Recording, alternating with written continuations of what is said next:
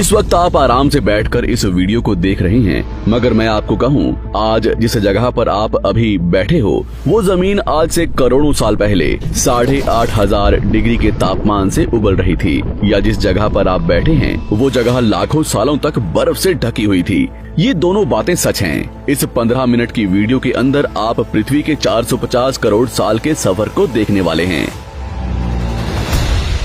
जिस जगह आज हमारा सौरमंडल है वहाँ विभिन्न प्रकार की गैस और धूल के बादल हुआ करते थे। वैज्ञानिकों के मुताबिक इन धूल के बादलों से दूर एक तारा हुआ करता था। वक्त के साथ साथ उस तारे की ऊर्जा कम होने लगी, जिसके कारण उसके अंदर एक विशाल विस्फोट हुआ। विस्फोट की वजह से अंतरिक्ष की ये धूल एक दूसरे से दबने लगी। इस दौरान बादलों में स्थित धूल के कण दबाव और गर्मी के कारण बड़े उल्कापिंड और पत्थरों में परिवर्तित हो चुके थे, और इसी दबाव की वजह से इन बादलों में स्थित रेडियो एक्टिव पदार्थ ने ग्रेविटी का निर्माण किया। इस ग्रेविटी के कारण बीच में हाइड्रोजन और हीलियम इकट्ठा होने लगे। बीच के इस भयंकर दबाव के कारण एक विशाल विस्फोट हुआ, और इसी विस्फोट के कारण हमारे सूरज का जन्म हुआ। अंतरिक्ष में फैले एस्टेरॉयड यानी क्षुद्र ग्रहों में भारी वजन की वजह से सूरज के करीब आकर सूरज की परिक्रमा करने लगे। धीरे धीरे इन्हीं एस्टेरॉयड में भारी टकराव हुआ, जिसके फलस्वरूप मरकरी, विनस, अर्थ और मार्स जैसे ग्रहों का निर्माण हुआ। वैज्ञानिकों के मुताबिक उस वक्त पृथ्वी और मार्स यानी मंगल ग्रह के बीच थिया नामक ग्रह सूरज की परिक्रमा किया करता था। पृथ्वी पर ग्रेविटी होने की वजह से सूरज की परिक्रमा करने वाले एस्टेरॉयड अब पृथ्वी की परिक्रमा करने लगे, और धीरे धीरे करोड़ों सालों तक ये पृथ्वी पर गिरते रहे। और ऐसी घटना हमारे पड़ोसी ग्रह थिया पर भी हो रही थी, जिसके कारण थिया पृथ्वी के और करीब आने लगा और आकर पृथ्वी से टकराया।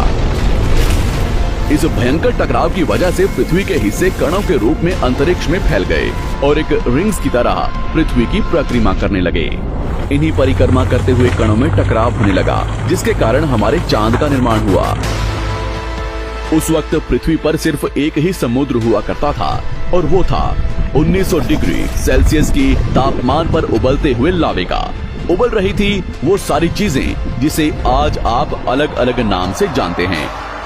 वक्त के साथ साथ पृथ्वी धीरे धीरे ठंडी हो रही थी, जिसके कारण पृथ्वी के भारी तत्व जैसे धातु और रेडियो एक्टिव पदार्थ पृथ्वी के केंद्र में जाकर इकट्ठा हो गए, और हल्के पदार्थ पृथ्वी की सतह पर आ गए। लाखों सालों तक पृथ्वी पर उल्कापिंडों की बरसात हुई, और इन गिरते हुए उल्कापिंडों में जमा था नमक, मिनरल्स और पानी। करोड़ों सालों तक इन उल्कापिंडों की बरसात होती रही, और धीरे धीरे पृथ्वी की ऊपरी सतह पानी से ढकने लगी। वैज्ञानिकों के मुताबिक यही वो वक्त था जब दूर गहरे पानी के अंदर निकलते ज्वालामुखियों से पहली बार सूक्ष्म जीवों का निर्माण हुआ। लाखों सालों बाद एक वक्त ऐसा आया जब पृथ्वी की पूरी सतह पानी से ढक चुकी थी। हमारी पृथ्वी के सबसे अंदर का कोर रेडियो एक्टिव पदार्थ से बने होने की वजह से हरदम गर्म होता रहता है, लेकिन जब भी पृथ्वी की ऊपरी जमीन ठंडी हो जाती है तब पृथ्वी के अंदर की गर्मी बाहर नहीं निकल पाती, जिसके कारण ज्वालामुखियों का निर्माण होता है। और उस वक्त कुछ ऐसा ही हुआ।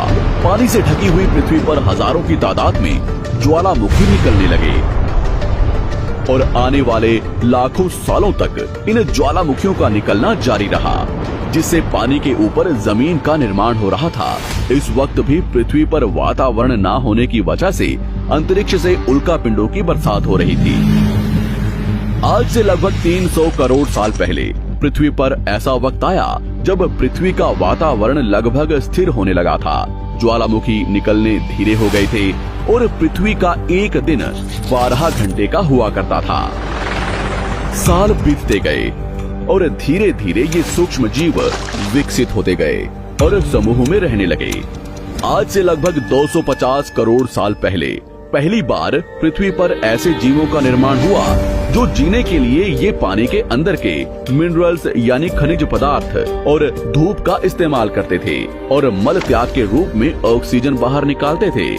इस वक्त तक पृथ्वी पर ज्यादातर ज्वालामुखी निकलने बंद हो चुके थे, और इन माइक्रोबैक्टीरिया की वजह से वातावरण में ऑक्सीजन की मात्रा बढ़ रही थी।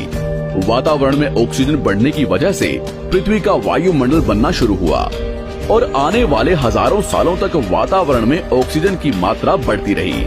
जिसकी वजह से पृथ्वी के ज्यादातर हिस्सों में ये सूक्ष्म जीव फैल गए। हजारों सालों बाद एक वक्त ऐसा आया जब पृथ्वी में ज्यादा ऑक्सीजन बढ़ने के कारण ये सूक्ष्म जीव मरने शुरू हो गए। उस वक्त तक पृथ्वी का वातावरण ठंडा होने के साथ साथ ऑक्सीजन से भी भर चुका था, जिसके कारण जमीन और वातावरण में स्थित आयरन यानी लोहे के मिनरल्स पानी में स्थित ऑक्सीजन से रिएक्ट होने लगे। और एक वक्त ऐसा आया जब पृथ्वी की जमीन आज के मार्स के जैसे लाल हो चुकी थी। वक्त बीतने के साथ साथ धरती की टेक्टोनिक प्लेट्स में दरार होने लगी, जिसके कारण पृथ्वी के अंदर का लावा जमीन की तरह कई लाखों सालों तक खुला उबलता रहा। और यही वो कारण था जिसके कारण पृथ्वी के वातावरण में कार्बन डाइऑक्साइड की मात्रा बहुत बढ़ गई और पृथ्वी पर एसिड की वर्षा शुरू हो गई। एसिड रेन की वजह से पृथ्वी का तापमान घटने लगा और तापमान इतना घटा कि पृथ्वी के ऊपर स्थित पानी बर्फ में परिवर्तित होने लगा। पृथ्वी पर पहली बार भयंकर आइस एज आया। इस वक्त पूरी पृथ्वी सफेद बर्फ से ढक चुकी थी।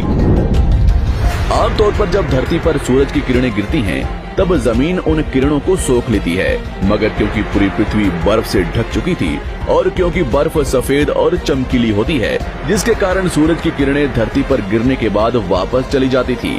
इसी कारण से पृथ्वी कई लाखों सालों तक बर्फ से ढकी रही, मगर फिर से पृथ्वी के अंदर स्थित गर्मी ज्वालामुखी के रूप में निकलना शुरू हो गई और इन ज्वालामुखियों से निकलने वाली गर्मी ने बर्फ को पिघलाना शुरू कर दिया। इसी बीच पृथ्वी की गहराई में बचे कुछ सूक्ष्म जीव धीरे धीरे बदल रहे थे और अब वो ऑक्सीजन को अपने शरीर को बड़ा और जटिल बनाने के लिए इस्तेमाल करने लगे थे। इस बीच पानी में अलग से भी छोटे समुद्री पौधे निकलने शुरू हो चुके थे। बाहर जैसे जैसे ज्वालामुखी निकल रहे थे, वैसे वैसे वातावरण कार्बन डाइऑक्साइड की वजह से गर्म हो रहा था। वक्त के साथ साथ बर्फ तो पिघलने लगी, मगर धरती पर फिर से एसिड की वर्षा शुरू हो गई, जिसके कारण फिर पृथ्वी ठंडी होने लगी और फिर पृथ्वी की ज्यादातर सतह बर्फ से ढक गई। ऐसा बार बार कई हजारों सालों तक होता रहा और इसी कारण से अब समुद्री जीव धीरे धीरे वातावरण के हिसाब से विकसित हो रहे थे। इस बीच कई सारे जीव और समुद्री जंगल्स विलुप्त हो गए, मगर जो बच गए वो धीरे धीरे पृथ्वी के बदलते तापमान के हिसाब से ढलते गए और अब हजारों सालों बाद समुद्री पेड़ बर्फ की वजह से पूरी तरह से मरते या सूखते नहीं थे। अब सूक्ष्म जीव समुद्री जीव बन चुके थे। जब फिर से ज्वालामुखियों ने पृथ्वी की बर्फ को पिघलाना शुरू किया, तब ये समुद्री पेड़ जल्दी विकसित होकर फैल गए। धीरे धीरे वातावरण में ऑक्सीजन की मात्रा बढ़ने लगी और पृथ्वी पर होने वाली एसिड की वर्षा कम होने लगी। वातावरण में ऑक्सीजन आने की वजह से पृथ्वी की ओजोन लेयर्स मोटी होने लगी और आज से लगभग 47 करोड़ साल पहले पृथ्वी की ऊपरी सतह पर पहली बार मोसोस नामक प्लांट उगना शुरू हुआ। वक्त के साथ साथ जमीन पर अलग अलग प्रकार के पौधे और पेड़ उगना शुरू हुए। एक वक्त ऐसा आया जब जमीन के पेड़ों की लंबाई लगभग 80 से 100 फीट जितनी या आज के 5 से 6 मंजिला बिल्डिंग जितनी ऊंची हो चुकी थी। ये वो वक्त था जब समुद्री जानवर समुद्र से बाहर निकल रहे थे और जमीनी जानवरों में परिवर्तित हो रहे थे। धरती की ज्यादातर जमीन एक जगह इकट्ठी हो चुकी थी, जिसे आज हम पैंजिया महाद्वीप के नाम से जानते हैं। पृथ्वी का वातावरण और तापमान लगभग स्थिर हो चुका था और अब करीब 21 से 23 घंटे का दिन हुआ करता था। अब समुद्री जीव पानी से बाहर रहने लगे थे और वातावरण के हिसाब से उनके शरीर का रंग रूप बदल रहा था। धीरे धीरे ये जमीनी जानवर डायनासोर्स में परिवर्तित हो गए। जिन डायनासोर्स ने पेड़ पौधे खाने शुरू कर दिए, उनका शरीर लंबा और विशाल रूप से विकसित होने लगा। कुछ डायनासोर्स शिकार किया करते थे, जिसके कारण वे छोटे और तेज होते चले गए।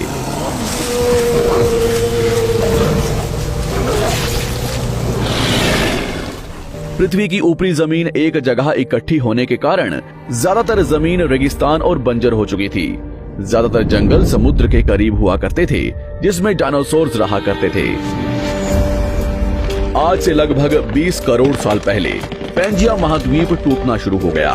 पैंजिया के विभाजित होने की वजह से पृथ्वी की ज्यादातर ऊपरी जमीन पानी के संपर्क में आने लगी, जिसके फलस्वरूप पृथ्वी पर हरियाली बढ़ती गई, जिस वजह से डायनासोर्स और ज्यादा विभिन्न और विशाल होते चले गए। डायनासोर्स ने आने वाले लगभग 20 से 30 करोड़ सालों तक पृथ्वी पर राज किया। उस वक्त डायनासोर्स समुद्र से लेकर जमीन और आसमान तक पूरी पृथ्वी पर राज किया करते थे। इस दौरान अफ्रीका से टूटा भारत सीधे आकर आज के तिब्बत से टकराया और इस टकराव की वजह से हिमालय का निर्माण हुआ। आज से लगभग 6.5 करोड़ साल पहले पृथ्वी की तरफ आज के माउंट एवरेस्ट से भी बड़ा लगभग 4.5 लाख करोड़ किलो जितना वजनिया उल्कापिंड लगभग 80,000 किलोमीटर प्रति घंटे की स्पीड से पृथ्वी की तरफ आ रहा था। पृथ्वी की सतह को छूते ही उसमें भयंकर आग लगी और वो जलते हुए सीधा पृथ्वी से टकराया। इस टकराव से निकलने वाली ऊर्जा आज के 10 करोड़ परमाणु बम एक साथ फटने के बराबर थी। जहां ये उल्कापिंड गिरा वहां के जानवर और पेड़ तुरंत भाप बनकर जल गए। गिरते ही पृथ्वी पर पूरी तरह धूल फैलने लगी। समुद्र में भयंकर बाढ़ आने लगी।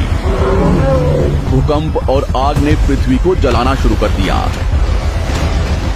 कुछ ही घंटों में पूरी पृथ्वी के वातावरण में हानिकारक गैस और धूल की वजह से पृथ्वी नर्क हो चुकी थी। डायनासोर्स घुटन, आग और भूखमरी से पूरी तरह विलुप्त हो गए। इस वक्त हमारे पूर्वज जमीन के अंदर रहा करते थे, जिसके कारण वो इस विशाल प्रलय से बच गए। पृथ्वी का वातावरण पूरी तरह से काला और अंधेरा हो चुका था, जिससे धूप भी जमीन तक नहीं पहुंच पा रही थी। पृथ्वी के पेड़ और ज्यादातर जानवर विलुप्त हो गए।